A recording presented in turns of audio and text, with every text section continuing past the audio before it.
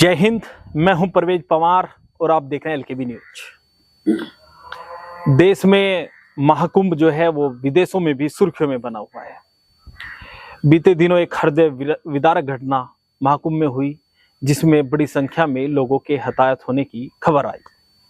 इससे देश में मायूसी है, हर कोई दुखी है, क्योंकि जिस तरह के पुख्ता इंतजाम किए गए थे वो सभी फेल होते हुए ऐसा माहौल बना। तो उससे भी महत्वपूर्ण है कि एक और जहां इस माहौल में कहीं दो जातियों के बीच, कहीं दो समुदाय के बीच नफरत की बात सोशल मीडिया के माध्यम से की जाती रही है, ऐसे में महाकुंभ में यानी प्रयागराज और इलाहाबाद क्षेत्र में जो मुस्लिम समुदाय के युवक थे या लोग थे, उन्होंने महाकुंभ में जब यह स्थिति बनी तो उन्होंने पूरा सहयोग किया। इस पर स्वामी जी की क्या राय है, जानने के लिए हम स्वामी जी के पास पहुंचे हैं। सबसे पहले तो स्वामी जी, आपका स्वागत है एलकेबी न्यूज पर। आपका भी मंदिर में बहुत स्वागत है प्रियवर। एक तरफ जहां सोशल मीडिया के माध्यम से व्हाट्सएप और फेसबुक यूनिवर्सिटी से चलता है, देश में नफरत का माहौल है, इस तरह की बातें प्रचारित की जाती है जो कहीं ना कहीं भारतीय सभ्यता के लिए बड़ी नुकसानदायक भी है। लेकिन दूसरी ओर समय समय पर इस तरह के उदाहरण भी सामने आते हैं जो एकता का परिचय देते हैं, चाहे कभी हिंदू समाज की ओर से दिए जाते हैं, तो कभी जब समस्या हिंदू भाइयों के साथ आती है तो मुस्लिम समाज के लोग भी मजबूती से साथ खड़े नजर आते हैं। ऐसा ही मामला महाकुंभ के दौरान भी देखने को मिला। तो गुरुजी, आपकी क्या राय है इस पर? देखिएगा प्रियवर, मेन बात यह होती है, जो वहां पर मुस्लिम भाइयों ने हिंदुओं का स्वागत किया है, मस्जिद में उन्हें स्थान दिया, उनकी सेवा शुश्रूषा की, ऐसा एक बार नहीं हुआ है, ऐसा कई बार हुआ है। यहाँ पर इस देश के अंदर राम मंदिर का विवाद चल रहा था जी। न्यायालय ने आदेश दिया, राम मंदिर बनना शुरू हो गया जी। जब वहां राम मंदिर का प्राण प्रतिष्ठा का कार्यक्रम हो रहा था जी। उस समय जो वहां पर भीड़ गई थी जी। उस भीड़ का वहां पर मुस्लिम भाइयों ने बड़े तहे दिल से स्वागत किया था, अयोध्या वासियों ने तहे दिल से स्वागत किया था। वह बात भी बहुत खूबसूरत थी जी। और आज जो यह इस महाकुंभ के अंदर एक ऐसे माहौल के अंदर, जबकि नफरतें फैलाने वाले लोग नफरत फैला रहे थे, ये जो मुस्लिम भाइयों ने संदेश दिया है यह वास्तव में बहुत सुंदर संदेश है। मैं यह कहूंगा कि ठीक इसी प्रकार से जब हिंदू का मौका पड़े हिंदू और जब मुसलमान का मौका पड़े मुसलमान इसी प्रकार से अपना प्रेम का संदेश देते रहें तो ज्यादा बेहतर होता है। कहीं पर आग लगी हुई थी, एक कहानी आती है, कहीं पर आग लगी हुई थी। उस आग को बुझाने के लिए एक चिड़िया अपनी चोंच में पानी भर करके लाती है और आग पर डाल देती है, पानी भर कर लाती है, आग पर डाल देती है। किसी ने पूछा, ये चिड़िया तू क्या कर रही है, तेरे इस पानी से क्या फर्क पड़ेगा, तेरे पंख झुलस सकते हैं। बोले झुलसते हैं तो झुलस जाएं, और भले ही आग न बुझे, लेकिन जब भी इस आग का जिक्र होगा मेरा नाम आग बुझाने वालों की लिस्ट में शुमार होगा, आग लगाने वालों में नहीं। तो मूल बात यह होता है, मूल बात भाव की होती है। भाव अगर हमारे आग बुझाने के हैं, भाव अगर हमारे प्रेम के हैं, तो उसका संदेश दूर तक जाता है। तो जो भी मोहब्बत की बात करता है, जो अमन की बात करता है, वही परमात्मा को पसंद है। इस दुनिया का मालिक एक ही है, हम सबका परमात्मा एक ही है। जब उसके सामने जाकर के हमें अपने कर्मों का हिसाब देना होगा ना, वहां पर हमारा छोटा सा हिसाब हमारे कहां पर आड़े आ जाता है, इस बात का पता नहीं चलता। कई बार तो एक आदमी किसी की सहायता करना चाहता है लेकिन वो गरीब है, मुफलिसी में नहीं कर पाता जी, तो वो चीज वहां पर लिखी जाती है। तेरे भाव तो थे, तू नहीं दे पाया तो बात अलग है, तेरे भाव तो थे और इतने सच्चे भाव थे कि अगर तेरे पास होते तो तू देता।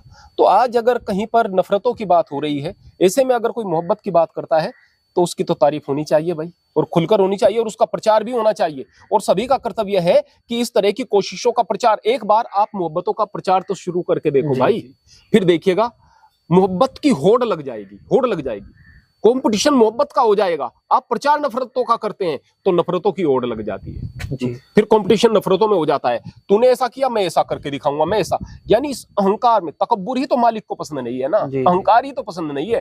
तो अहंकार की होड़ लगाओगे या छोटा बनने की, आप है क्या? बोले कहा जाता है कि इतना अकड़ कर भी मत चलो क्योंकि तुम धरती को नहीं फाड़ सकते, और इतना सर उठाकर भी मत चलो क्योंकि तुम पहाड़ से ऊंचे नहीं हो सकते। आदमी की औकात क्या है, जर्रे बराबर है, और उसका तकब्बुर इतना बड़ा हो जाए, उसका अहंकार इतना बड़ा हो जाए। तो मेन बात यह है कि हम पोषण ही तकब्बुर को दे रहे हैं, अहंकार को दे रहे हैं, नफरतों को दे रहे हैं। लेकिन गुरुजी, जब समय समय पर मैं पहले भी बता चुका हूँ, आपने भी यही बात की कि जब हिंदुओं को कोई समस्या होती है तो मुस्लिम साथ खड़ा हो जाता है, मुस्लिमों को होती है तो हिंदू भाई भी साथ खड़े हो जाते हैं। लेकिन ये जो सोशल मीडिया पर और एक नेशनल मीडिया पर एक तरह का ट्रेंड चला जाता है नफरती, ये किस तरह से, क्या है? अब ऐसा होता है कि एक लड़का था, वो मेरे पास में आता था, गुरुजी मैं काम तो बहुत ज्यादा कर रहा हूँ अपने YouTube चैनल पर, लेकिन मेरी वीडियो चल नहीं पाती हैं। बड़ी अच्छी अच्छी वीडियो वो पोस्ट किया करता था। तो उसके बाद फिर उसने क्या काम किया, एक बार कुछ झगड़ा ऐसा हो गया कि जिस झगड़े में वो मुस्लिमों द्वारा किए गए कार्य से आहत था, और उस पर्टिकुलर झगड़े के लिए उसने कहा, किसी दूसरी चीज के लिए नहीं, पर्टिकुलर उस झगड़े के लिए उसने मुस्लिम्स ने जो गड़बड़ की थी उनके खिलाफ बोल दिया। अब उसकी वीडियो वो खूब चल गई, अब उसके सब्सक्राइबर बहुत सारे आ गए, मोनेटाइज उसका चैनल था, उसको पैसे आना शुरू हो गए। अब उसने क्या काम किया कि अब मैं दोबारा ऐसी वीडियो डालूंगा चलेगी, क्योंकि सब्सक्राइबर वैसे ही आए हैं। अब वो मेरे पास आया, गुरुजी मैं ऐसी वीडियो डालना नहीं चाहता, और अगर नहीं डालूंगा, गरीब आदमी, दूसरा मेरे पास कोई रास्ता नहीं है। उसने थोड़ा थोड़ा सा एडजस्ट करते हुए वैसी सी वीडियो डाली, अब उसका चैनल चलने लगा। अब उसकी इच्छा बिल्कुल नहीं होती थी, वो दबे मन से काम कर रहा था, यानी कि वो अंदर से वैसा नहीं था, लेकिन फिर भी नफरती वीडियो बना रहा था। जो चीज चल रही थी उसको दिखाना था, उसको दिखा रहा था। तो मेरा कहने का मतलब क्या है, फिर धीरे धीरे उसने अपना एक दिन तंग आकर के चैनल बंद कर दिया। आज की तारीख में लड़का कोई दूसरा काम कर रहा है। मेरा कहने का मतलब ये है कि मीडिया की तो गलती है, इस बात में शक नहीं है, मीडिया की तो गलती है कि वो गलत चीजों को दिखाता है जी, लेकिन उन लोगों की भी तो गलती है ना जो गलत चीज देखना सही मान लेते हैं, और है ना, और जो देखना ही वही चाहते हैं, मेन बात यह है कि मोहब्बत असर करती है, और कई बार मैं आपको एक चीज बात बताऊं कि एक नेता वो बड़ा हिंदूवादी नेता और हिंदुओं के बीच जाकर के ऐसे भाषण देता कि बिल्कुल आग लगाने वाले, और मुस्लिमों के साथ उसके संबंध बहुत अच्छे, अधिकतर होता है, अधिकतर होता भी है। और कमाल की बात यह है कि एक स्थान पर मैं जा रहा था और वहां पर एक कार्यक्रम में एक मौलाना बड़ा कठोर भाषण दे रहे थे जी, और मुझे शाम हो गई, मैं वहां से गुजर रहा था, हमारा एक अलग कार्यक्रम था। अब मैं मस्जिद के सामने से गुजर रहा था, मैं उस समय बाइक पर था, मेरा पैर फिसल गया और वो थोड़ा सा कीचड़ में आ गया। तो उसने मुझे अंदर बुलाया, आ जाओ शास्त्री जी अंदर आ जाओ, स्वामी जी अंदर आ जाओ। उन्होंने मेरे जूता अपने हाथ से मेरा धोया और मेरे पैर वगैरह धुलवाए, और वो हिंदुओं के खिलाफ भाषण दे रहा था। ये बात ही समझ में नहीं आती, जबकि आदमी प्रेम से भरा हुआ था। मूल फितरत इंसान की प्रेम की है, वो या तो सभा के चक्कर में आकर के या लोगों के चक्कर में आकर के, पता नहीं किस बात के, मुझे नहीं पता, या फेम बनने के लिए वो जो चीजें कर रहा है, फिर धीरे धीरे उसके अंदर की इंसानियत भी खत्म होने लगती है ना। कब तक आप अपनी, जब उसको उसी चीज में अच्छा लगेगा, लोग उसका समर्थन करेंगे। मूल रूप से हम प्रेम बांटने के लिए आए हैं, और मूल स्वभाव हमारा प्रेम है, लेकिन हम अंदर के राक्षस के बहकावे में, शैतान के बहकावे में आ जाते हैं, तो इसलिए अंदर से खराब होना शुरू हो जाते हैं। एक बार आप कोशिश करके देखें, दुनिया कोशिश करके देखे, चलो भाई आप एक प्रयोग करके देख लो, आप मुस्लिम और हिंदू नफरत कर लेना, लेकिन कम से कम 5-6 साल तक आप एक प्रयोग करके देखो, अगर करके देख लो ना भाई, अब तक आपको हजारों साल हो गए लड़ते हुए, और पता नहीं कितने साल हो जाएंगे, 5 साल के लिए आप एक प्रयोग करके देखो कि हिंदू मुसलमान से मोहब्बत की बात करेगा और मुसलमान हिंदू से मोहब्बत की बात करेगा, और जाति की बात बिल्कुल भूल जाएंगे, केवल इंसान को इंसान की तरह से देखेंगे।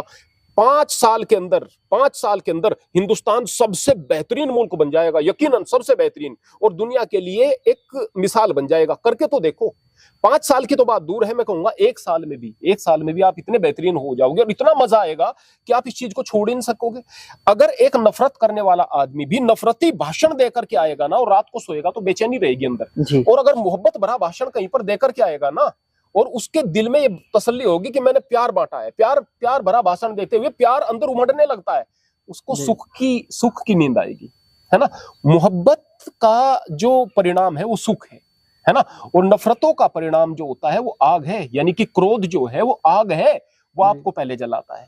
तो जिस दिन इंसान इस बात को समझ लेगा तो दुनिया बेहतर हो जाएगी। तो कुल मिलाकर गुरुजी सच्चाई यही है कि लोग जो देखना चाहते हैं वो ना करते हुए भी वही दिखाना चाहते हैं, मतलब जो देखना चाहेंगे।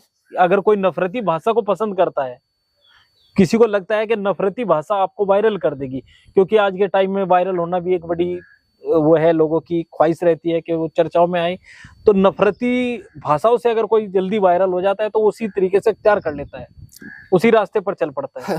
हाँ, ये भी बिल्कुल सही कहा आपने। एक और मैं छोटी सी बात आपको बताना चाहूंगा बात अब से लगभग रही होगी कोई 30 साल पुरानी, जी। मेरी 20 साल के लगभग उम्र उस वक्त होगी। जी मेरे पास एक व्यक्ति आया। अब मेरी सेहत वगैरह बहुत अच्छी दिखती थी, बड़ा अच्छा हाइट वेट मेरा बहुत बढ़िया था, कसरत वगैरह करता था, तो इंप्रेशन पड़ता था अच्छा। जब मैं जवान था खूबसूरत दिखता था। तो वो व्यक्ति आया, आप जैसे युवाओं की बड़ी आवश्यकता देश को है, ये हमारा हिंदूवादी संगठन है, हम यहाँ पर हिंदुओं को एकत्रित कर रहे हैं और आप इस संगठन में आ जाओ। मैंने उससे पूछा कि भाई आप हिंदुओं को इकट्ठा क्यों कर रहे हैं? बोले देश की रक्षा के लिए, देश की सुरक्षा के लिए। मुसलमानों क्यों नहीं कर रहे? कि उनके विचार नहीं मिलते। मैंने कहा कि कौन से विचार नहीं मिलते? बोले कि वो तो मांस खाते हैं। मैंने कहा कि इसका मतलब तो आप जो मांसाहारी हिंदू हैं उनको इकट्ठा नहीं कर रहे होंगे? जी बोले कि नहीं, ऐसा तो नहीं है, हिंदू तो सब आ जाते हैं, हिंदू सभी आ जाते हैं।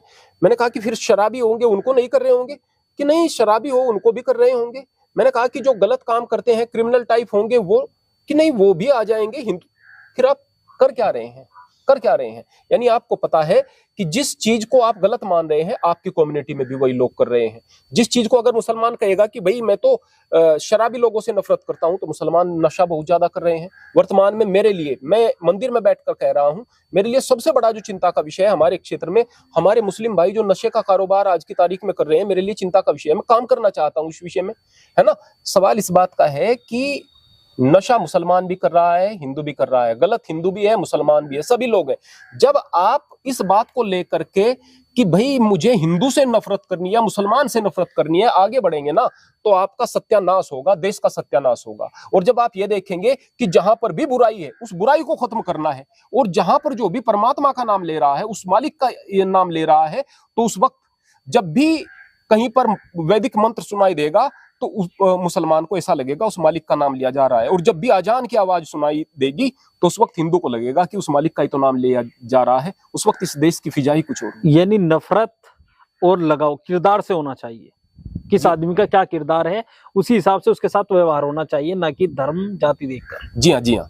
जिस दिन आदमी अच्छाई से मोहब्बत करने लगेगा उसके पास अच्छाई इकट्ठा हो जाएंगी। और आज की तारीख में मैं फिर वही कहूंगा कि अगर नफरतों के कारण आप ढूंढेंगे ना, तो कारण तो आपको मिलते ही चले जाएंगे। इस देश से सभी हिंदू खत्म हो जाएं, सभी हिंदू खत्म हो जाएं, जी तो मुसलमान आपस में फिरकों को लेकर के लड़ेंगे, और सभी मुसलमान खत्म हो जाएं तो हिंदू जाति को लेकर के लड़ेंगे। जी। लड़ाई रहेंगी। तो गुरुजी को आपने सुना, बहुत अच्छा संदेश इन्होंने एकता के लिए दिया है, और इनका दावा है कि अगर एक साल भी इनकी इस बात पर अमल किया जाए तो देश अलग ही रास्ते पर चलेगा, और ये सब ग्राउंड पर देखने को मिलेगा। आगे भी तमाम अपडेट हम आपको देंगे, तब तक के लिए बने रहिए। जय हिंद।